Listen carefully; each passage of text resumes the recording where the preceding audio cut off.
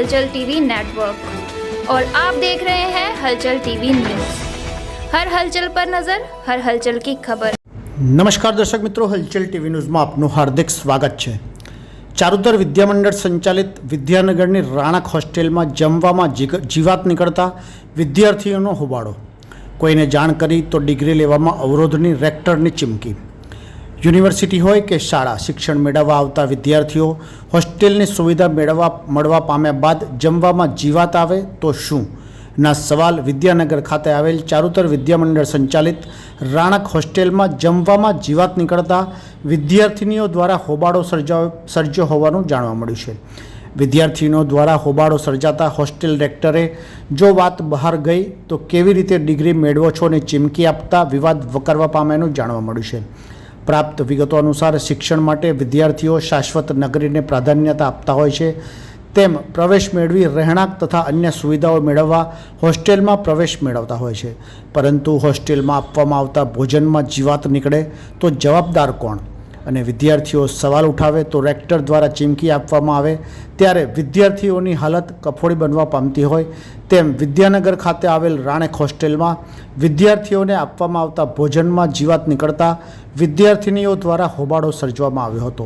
Hostel rector દ્વારા વાત બહાર જાય નહીં ના ધમકી સ્વર સાથે ડિગ્રી કેવી રીતે મેળવો છો ને ચીમકી આપતા વિવાદ વકરવા પામ્યાનું જાણવા મળ્યું છે। અત્રે ઉલ્લેખનીય છે કે શાશ્વત નગરી ખાતે અગાઉ પણ હોસ્ટેલમાં વિવાદ બાદ તાજેતરમાં આંબેડકર હોસ્ટેલના વિવાદ મુદ્દે વકરવા પામ્યો હોય તો શું આ રીતે ભણશે ગુજરાતના સવાલ ઉઠવા પામી રહ્યાનું જાણવા મળ્યું છે।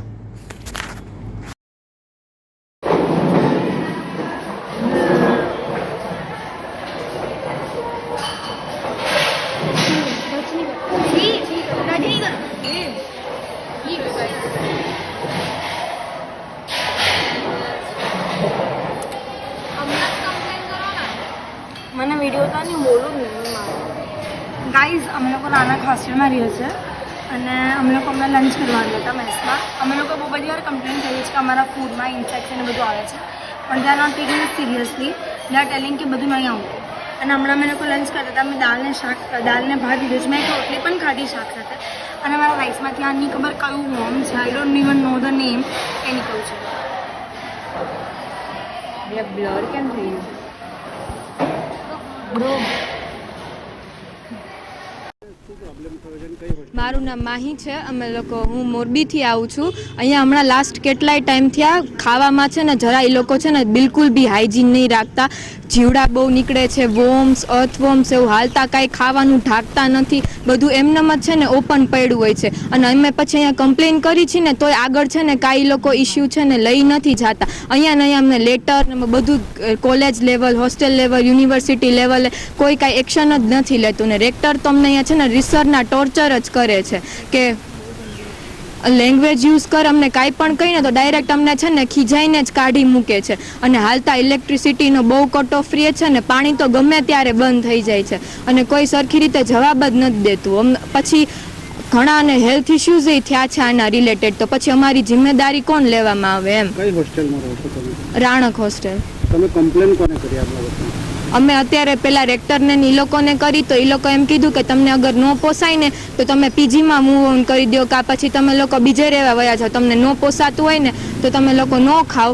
અને પછી અત્યારે અમે લોકો કોલેજે ગયા હતા તો પછી કોલેજેથી અમને યુનિવર્સિટીએ લઈ ગયા તો ત્યાંય અમને લોકો રૂડલી જ બધાય જવાબ આપે છે, કાંઈ કોઈ એક્શન લેવા જ નહીં માંગતું। તો પછી અમારા હેલ્થનું કોણ જિમ્મેદારી? એક તો અમને અમારા પેરેન્ટ્સ અહીં આટલા દૂર આ લોકોની રિસ્પોન્સિબિલિટી મોકલે છે, તો પછી અમને આવી રીતના હેલ્થ ઇશ્યુઝ થાય તો પછી અમે લોકો શું કામ અહીંયા રહીએ એમ? તમારા પ્રોબ્લેમનું સોલ્યુશન નહીં આવે તો આગળ શું પગલાં? કાંઈ નહીં, રિફંડ લેવાનું કીધું છે, પછી જોઈએ હવે રિફંડ આપે તો ઠીક છે ને તો પછી અમે લોકો પછી આગળ વિદ્યામંડળમાં ત્યાં આગળ અપીલ કરશું। અમે લોકો કોઈ બી કમ્પ્લેન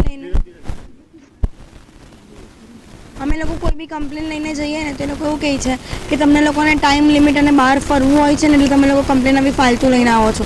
અમારા પેરેન્ટ્સ અહીંયા એટલે જ મૂક્યા છે અમને લોકોને કે અહીંયાની ટાઈમ લિમિટ જલ્દી છે, 7 વાગ્યામાં અંદર લઈ લે છે, સેફટી માટે મૂક્યા છે અહીંયા અમે લોકોને. તો અમને લોકોને એનાથી કોઈ ઇશ્યુ નથી, અમને લોકોને બહાર નથી ફરવું, અમે લોકોના માટે નવું સિટી છે, અમે લોકો ફરવાના બી કાં અહીંયા બહાર. અમને લોકોને ખાવાનામાં ટેસ્ટમાં બી અમે લોકો કોમ્પ્રોમાઇઝ કરવા રેડી છે. અમે લોકો ખાવામાં જીવાત એ બધું નીકળે છે અને વાળ તો નોર્મલી રોજ જ નીકળતા હોય છે ખાવામાંથી. અને તે દિવસે અમે લોકો કોઈ બી દિવસ અમે લોકો કમ્પ્લેન લઈને જઈએ છીએ ને કે આવી રીતે બધું નીકળે છે, તો એ લોકો કોઈ સિરિયસલી લોકો એવું કહી દે કે હા અમે લોકો આવે તો આગળથી ધ્યાન રાખશું, પણ આને આગળ કંઈ થતું નથી. અમારા પેરેન્ટ્સ અહીંયા આવીને વાત કરવા બી રેડી છે. એ લોકો તો એવું કહે છે કે અમે લોકો ફૂડ ઇન્સ્પેક્ટરને કમ્પ્લેન કરશું ને મેસ બંધ કરાવી દઈશું. અમને લોકોને રિફંડ જ જોઈએ છે, ડિમાન્ડ કરે છે બધાના પેરેન્ટ્સ રિફંડ, કે અમને લોકોને રિફંડ આપી દો. અમારા હોસ્ટેલ ચેન્જ જ કરી છે પણ એ લોકો રિફંડ પણ નથી આપતા. એ લોકો કોઈ કે અમે લોકો પૈસા રિટર્ન નહીં કરીશ.